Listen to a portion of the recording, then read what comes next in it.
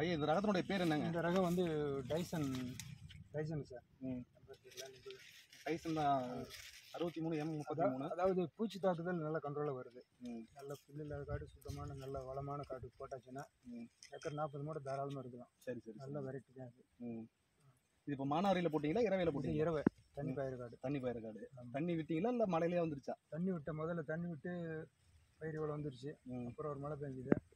இது 2 தண்ணி விட்டுருக்கேன் மொத்தத்தில். சரி சரி. இது காய்ச்சல் நல்லா தாங்குதா? காய்ச்சலும் பரவாயில்ல. காய்ச்சல் பரவாயில்ல, பூச்சி தாக்குதல் பரவாயில்ல. மற்ற ரகத்தை காட்டிலும் பரவாயில்ல. ரகத்தை விட நல்லா இருக்கு.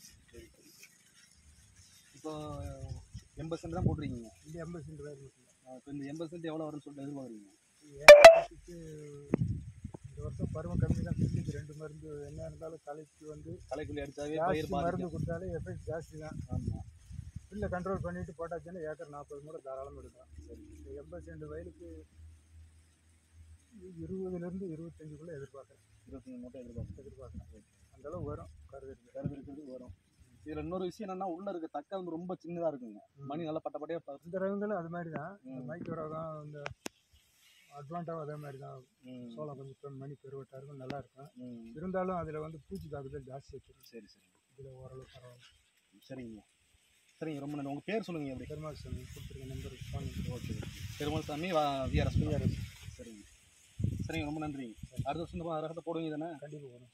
மற்றபடி சொல்லுங்கள் நல்ல ரகம்னு சொல்லிட்டு. ஏன்னா நல்ல ரகத்தை நீங்கள் சொன்னீங்கன்னா தான் 4 பேர் போய் சேரும். நான் என்றைக்கும் அனுபவம் இல்லாத ரகத்தை